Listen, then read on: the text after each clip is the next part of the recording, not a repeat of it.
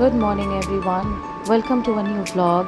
Welcome to my channel Ritz's World of Memories. আমরা এখন বেরিয়ে পড়েছি রঙ্গারুন থেকে দাওয়াইপানির পথে। তো মাঝখানে লামাহাটা ইকো পার্ক, এটা হচ্ছে লামাহাটা ইকো পার্ক, এটার সামনে আমরা হল্ট করেছি। তো আমরা এই জায়গাটা একটু এক্সপ্লোর করব বলে উই স্টার্টেড। অদ্ভুত একটা সুন্দর পাইন ফরেস্ট, এত সুন্দর, মানে চোখ জুড়িয়ে যাচ্ছে। Every section of the forest is like a photogenic place. সুন্দর একটা ওয়াচ টাওয়ার আছে একদিকে, আর এইদিকে আমরা যে যাচ্ছি এত উঁচু উঁচু লম্বা লম্বা ফরেস্ট, এত উঁচু উঁচু পাইন ট্রিজ। আমার সেই গানটা মনে পড়ে যাচ্ছে, রবি গাইন বান্ধবাইনি, একই দৃশ্য দেখি অন্য, এ যে বন্য এ অরণ্য। Beautiful beautiful. আর সত্যি পাহাড়ের যে ফ্লোরা অ্যান্ড ফনা, আমি আগেও বলেছি আমি এত রকম ফুল দেখেছি এই ট্রিপে, অনেক নাম না জানা ফুল, আর কত সুন্দর রং। প্রকৃতি যে এত সুন্দর হতে পারে এটা হয়তো আমি এত কাছ থেকে না দেখলে উপভোগ করতে পারতাম না। এই সেই ওয়াচ টাওয়ার, আর সবাই শুধু হাঁটছে। আর যেহেতু পাহাড়ের গায়ে ওপর নিচ হচ্ছে, we all are getting exhausted, but হ্যাঁ আমরা ভীষণ এনজয় করেছি। সবাই বিভিন্ন রকমভাবে পোজ দিয়ে দেখছিলাম, ছবি তুলছে, রেকর্ডিং করছে, মানে প্রত্যেকে চাইছে চোখ ভরে যেন এই সৌন্দর্যটাকে নিজের মধ্যে নিয়ে নিতে, যাতে করে কখনো ভুলে না যায়। আর আমার এই ছোট্ট ক্যামেরায়, ছোট্ট প্রচেষ্টায় আমি যে মেমোরিজগুলো তৈরি করেছি সেগুলো আমি আপনাদের সামনে তুলে ধরার চেষ্টা করছি। এবার আমরা এখান থেকে বেরিয়ে পড়েছি, যেখানে আমরা যাচ্ছি হচ্ছে আওয়ার ওয়ে টু দাওয়াইপানি। এই সেই পথ যেটা আমাদের ড্রাইভারজি বললেন যাওয়ার পথে পেশক টি গার্ডেনও পড়বে। তো টি গার্ডেন তো সব দিকেই, সব জায়গাতেই রয়েছে, কিন্তু এই যে দুদিকে পাহাড়, দুদিকে জঙ্গল, চলছি বিউটিফুল লাগছিল, beautiful.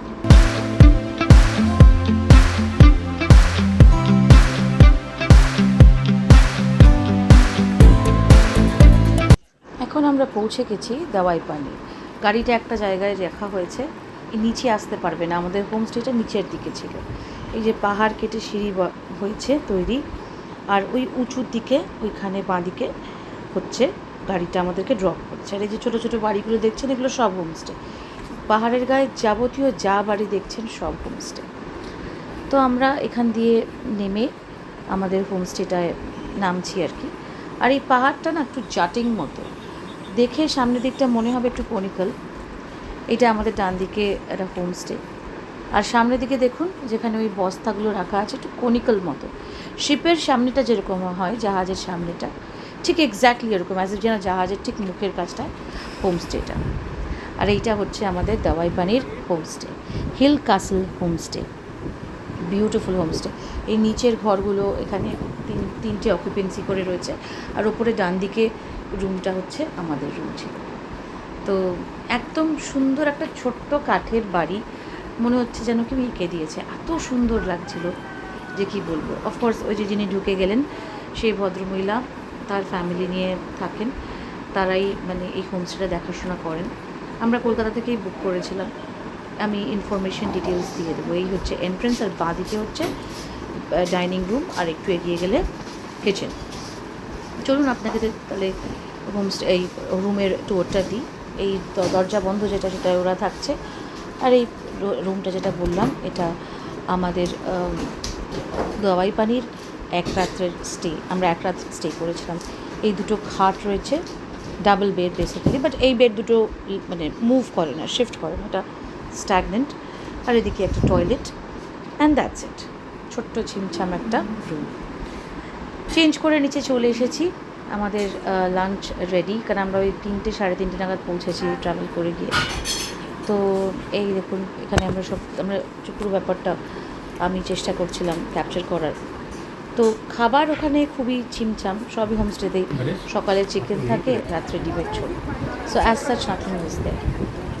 So next day morning again we started. আমাদের ওভারনাইট ছিল দাওয়াইপানিতে, 1 day stay. So we started, and আমরা পৌঁছে গেছি লাভার্স ভিউ পয়েন্ট।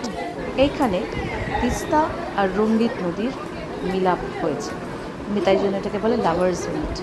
মানে আমি রঙ্গারুণে আপনাদেরকে বলেছি যে রঙ্গিত দেরি করেছিল বলে তিস্তা খুব রেগে যায়, আবার ফিরে যায়। তো বেসিক্যালি এই সেই পয়েন্ট। দেখুন যে ঘোলাটে জলটা ডান দিকে সেটা হচ্ছে তিস্তা, আর বাঁ দিকেরটা হচ্ছে রঙ্গিত নদী। এখানে তাদের দুজনের মিট হয়, তাই জন্য এই পয়েন্টটার নাম হচ্ছে লাভার্স মিট ভিউ পয়েন্ট। এটাও একটা one of the sight scenes বলতে পারেন। আমি তো ভাবতেই পারছি না যে এই তিস্তা যাকে দেখে এলাম এত নিচে জল, সেই তিস্তায় এখন মানে খবরের একদম শিরোমণি হয়ে গেছে, ডুবিয়ে দিয়েছে চারদিকটা। আমি তো ভাবতেই পারছি। যাই হোক, ওখান থেকে বেরিয়ে পড়লাম।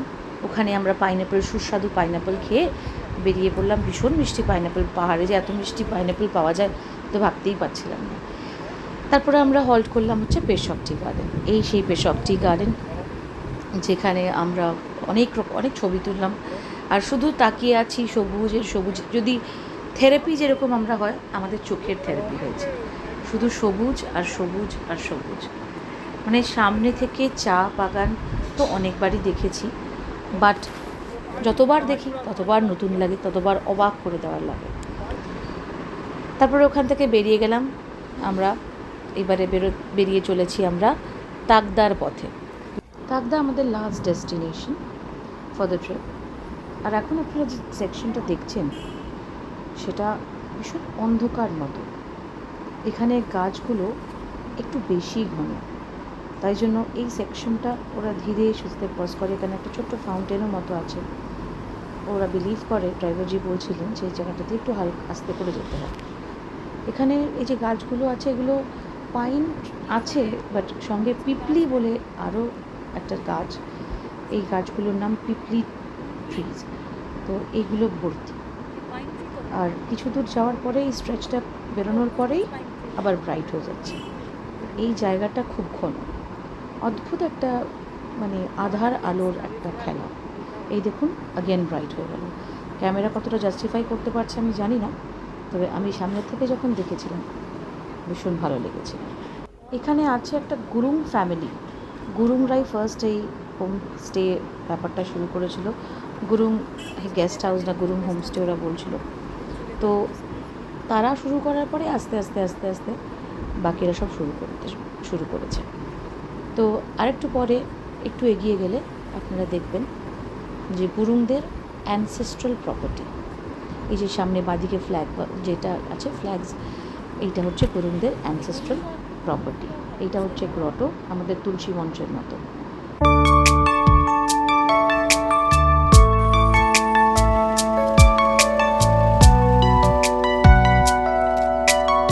আমরা এবার পৌঁছে গেছি তাকদায় বাংলো নাম্বার 10। এটা একটা heritage bungalow. This is the এন্ট্রেন্সটা দেখে হয়তো কারোর ভালো লাগবে না, কিন্তু এই যে পাহাড়ের গা দিয়ে যে রাস্টিক লুকটা, ইট ওয়াজ জাস্ট বিউটিফুল।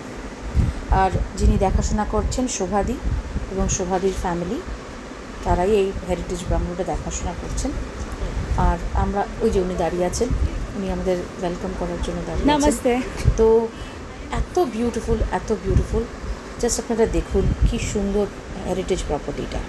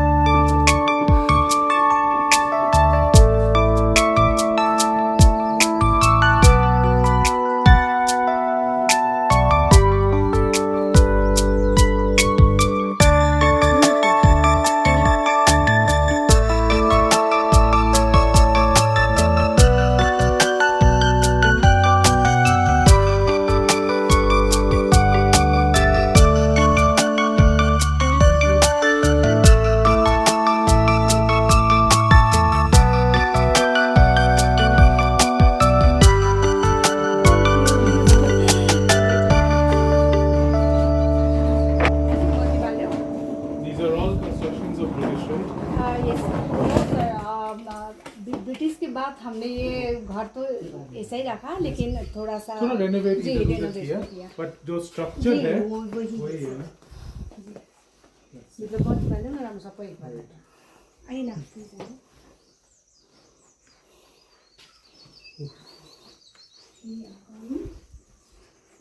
এবার আপনাদেরকে একটু রুম ট্যুরটা চট করে দিয়ে দিই।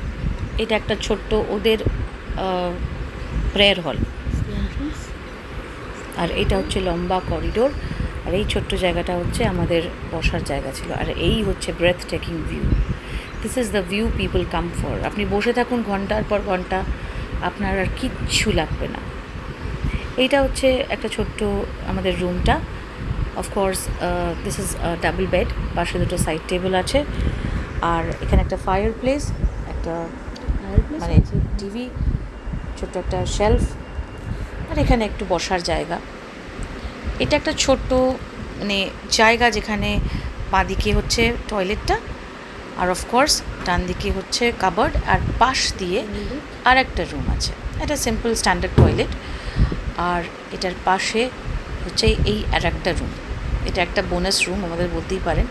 আর এখানে অফকোর্স একটা ফায়ার প্লেস অ্যাগেন।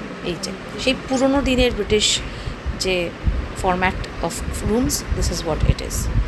এবার নিচ দিয়ে সিঁড়ি দিয়ে নেমে গিয়ে নিচে হচ্ছে আমাদের ডাইনিং প্লেস, আর এই long corridor with jutting out positions where you can sit.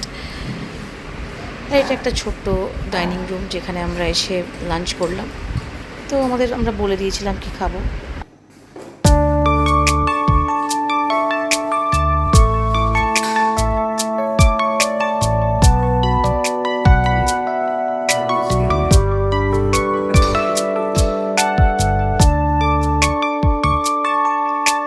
আর এইটা হচ্ছে সন্ধেবেলার ভিউ, বিকেলের। এত সুন্দর লাগছে, মানে ইটস জাস্ট সো মেসমারাইজিং। আমাদের সঙ্গে আরও দুটো ফ্যামিলি ছিল, মানে সবাই কথা বলছে, বাট এটা অদ্ভুত একটা ফিল হচ্ছিল। এই যে দরজাটা উনি খুলে ঢুকলেন, আমার খুব ইনকুইজিটিভ ফিল হচ্ছিল যে এটার মধ্যে ভেতরে কী আছে। যদিও আমি আগে বললাম আপনাকে এটা ওদের প্রেয়ার রুম, পরে সেটা আমি জেনেছি এটা ওদের প্রেয়ার রুম। তো এত বেশি ইনকুইজিটিভনেস ছিল না আমার মধ্যে। আমি ওদেরকে বললাম যে if I can see inside, but before that just enjoy করুন এই ভিউটা।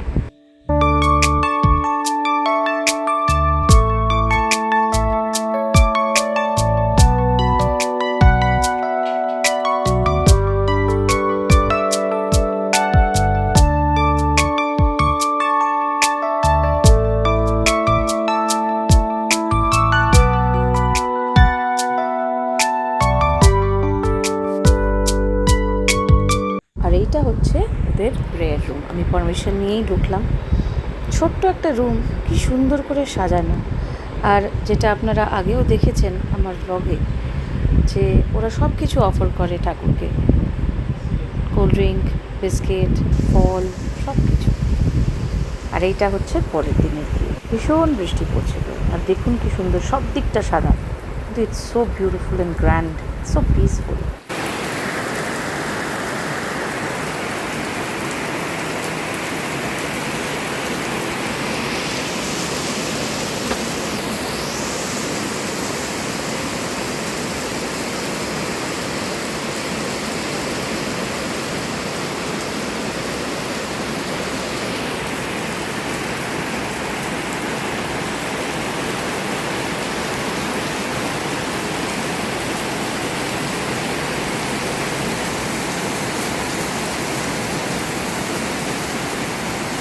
সাদা, কিচ্ছু দেখা যাচ্ছে না।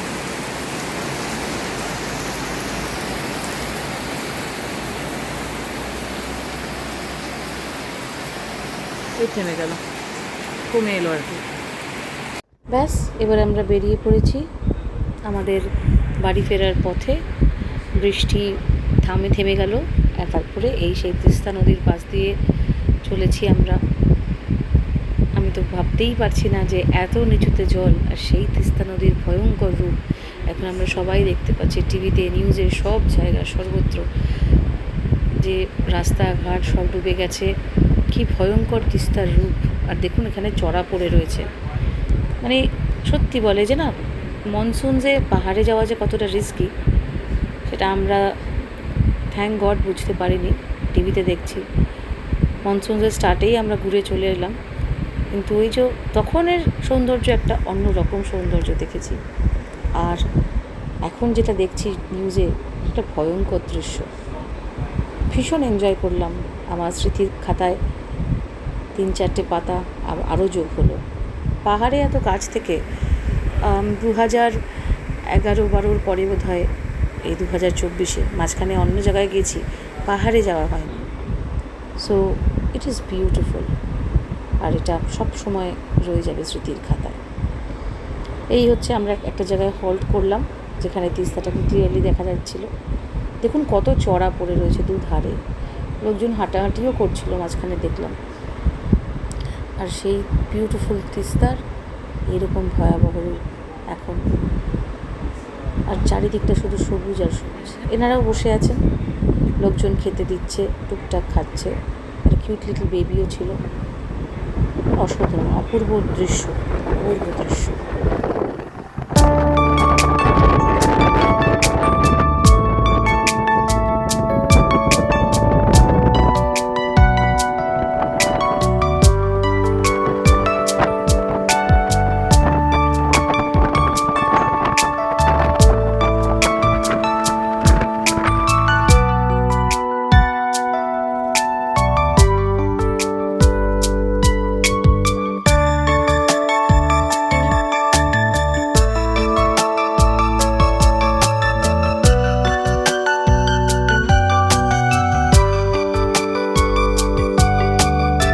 আর এই হচ্ছে সেই ফেমাস সেবক করোনেশন ব্রিজ, যার আর্কিটেকচার আর কিছু বলা রাখে না, সবাই চেনে।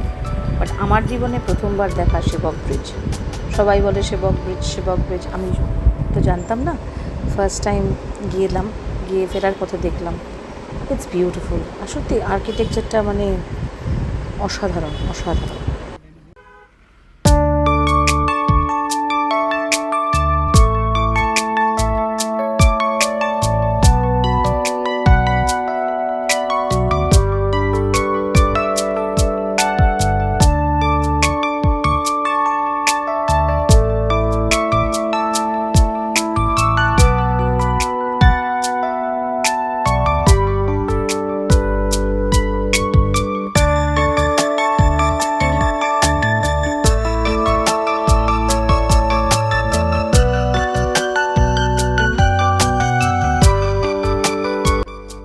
আমরা বন্দে ভারতে ফারাক্কা ব্রিজের ড্যামের ওপর দিয়ে যাচ্ছি। এটাও আমার যতবার গেছি অন্ধকারে গেছি, ফার্স্ট টাইম আমি দেখছি।